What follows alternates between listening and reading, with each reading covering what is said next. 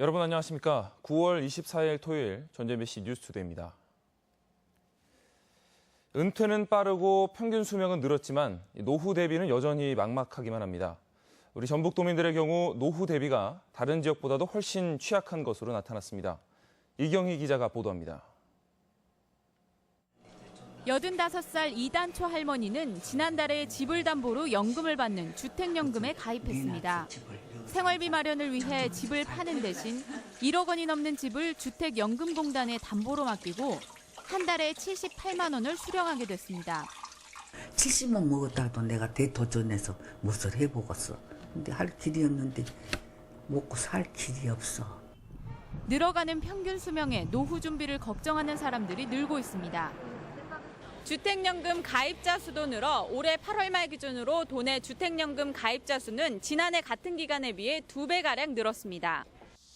하지만 실제 도민들의 노후 대비는 훨씬 취약한 상황입니다. 통계청 조사 결과 지난해 19세 이상 도내 가구주 가운데 64.3%가 노후 준비를 하고 있는 것으로 나타났습니다. 하지만 이는 2년 전보다 7.7% 하락하고 전국 평균보다도 낮은 수치입니다. 노후 준비를 하는 가구에서도 절반 가까이는 의무 가입인 국민연금뿐이었고 예금 적금을 한다는 응답은 19.2%에 머물렀습니다.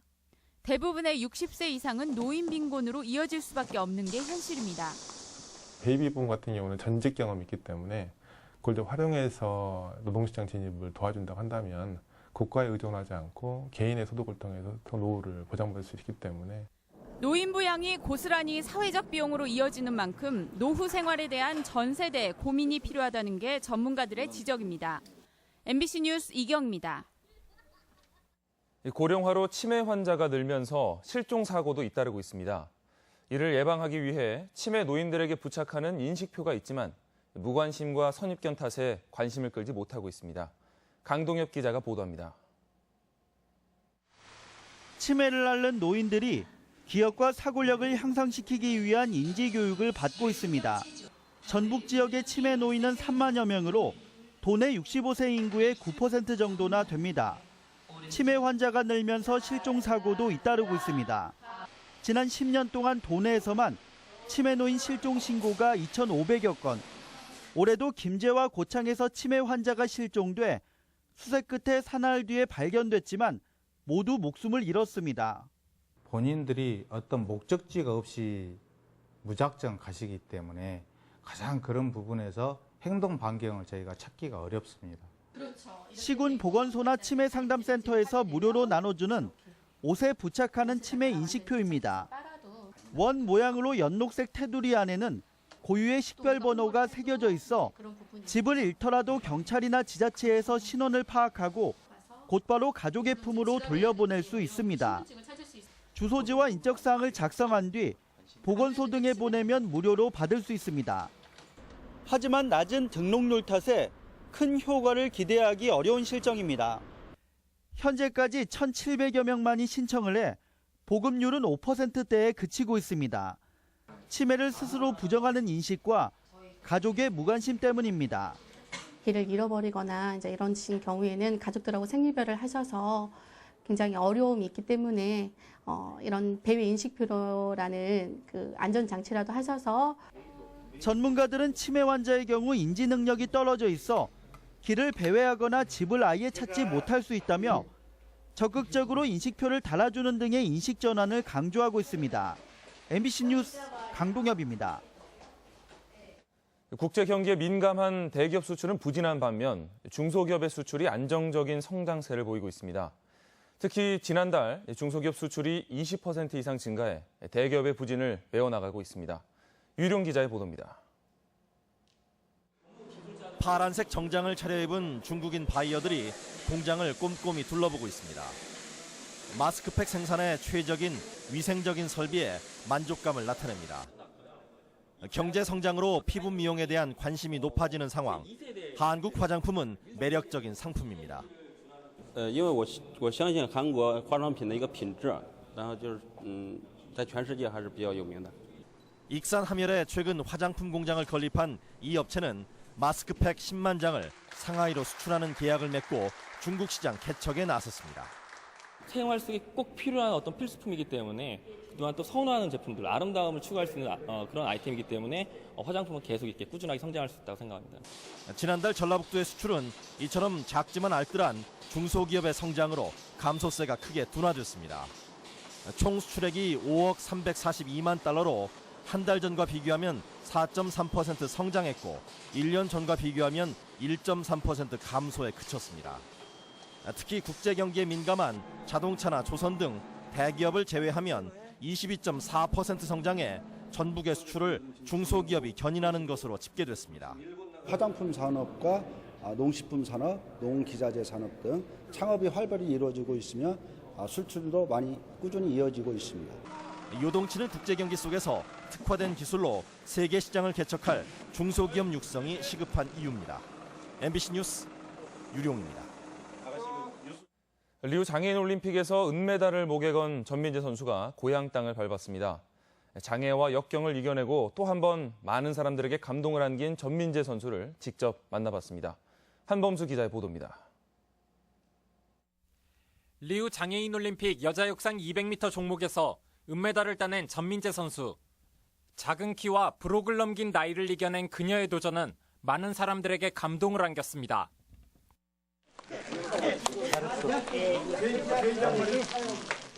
고향집을 찾은 전민재 선수를 마을 주민들이 반갑게 맞이합니다. 마을회관 앞에는 전 선수의 부모가 마련한 환영의 잔치상이 펼쳐졌습니다. 주민들에게 축하와 격려의 말을 들을 때마다 전민재 선수는 소녀와 같이 수줍은 미소를 지어 보입니다. 저희 마을 자랑이고요. 보배죠. 민재 양이 열심히 해서 그게 자랑스럽습니다. 전민재 선수가 뇌성마비 판정을 받은 건 그녀가 5살 때인 1982년도. 4살 때 한글을 깨우쳤을 만큼 영특했지만 원인 모를 질병으로 장애가 생기면서 삶의 의욕을 잃어버린 적도 있었습니다. 한 마을에가 초등학교가 있어가지고는 그거를 넣으려고 하니까 본인이 마다오더라고요. 하지만 26 늦은 나이에 다니던 중학교에서 육상을 시작하며 새로운 인생을 꿈꿨습니다.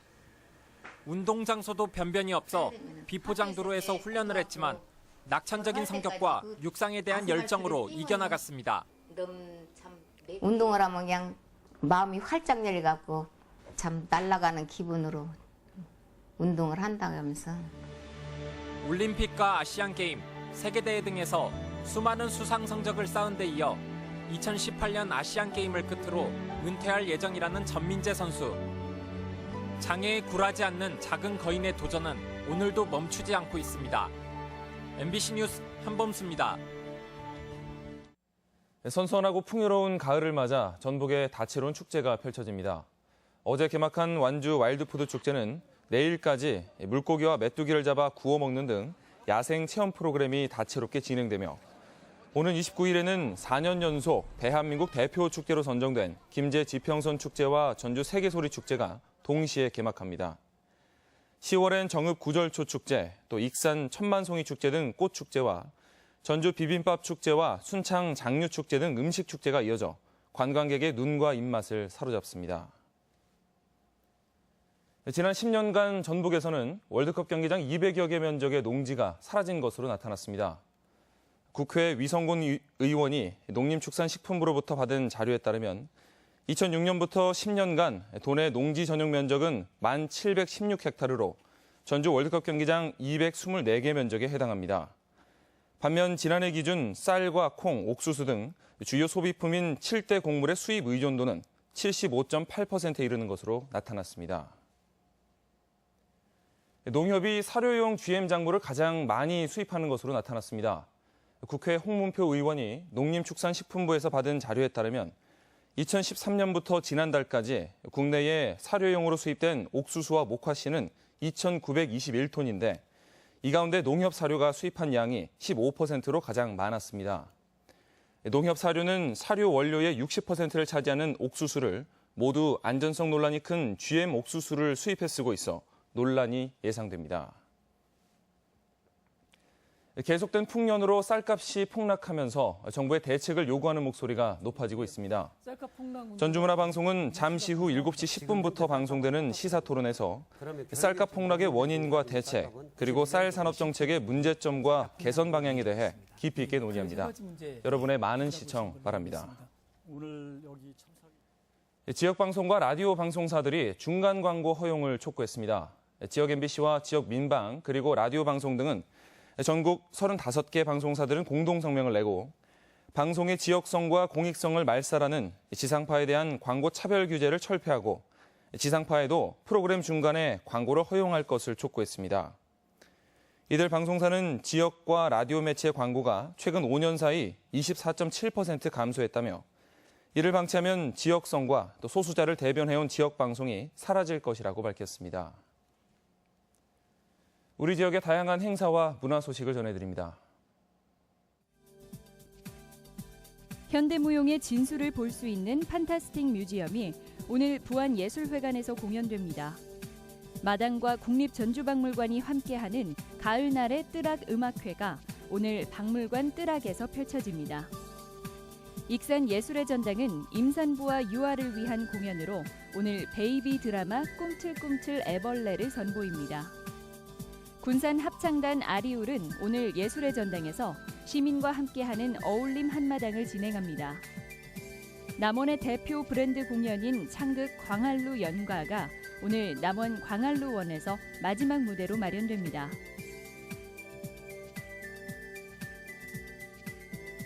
고창 선운사는 오늘 1500년의 울림을 주제로 제9회 선운문화제를 개최합니다. 전북 작은도서관 운영협의회가 주관하는 책 나누기 행사가 오늘 임실군청 광장에서 열립니다.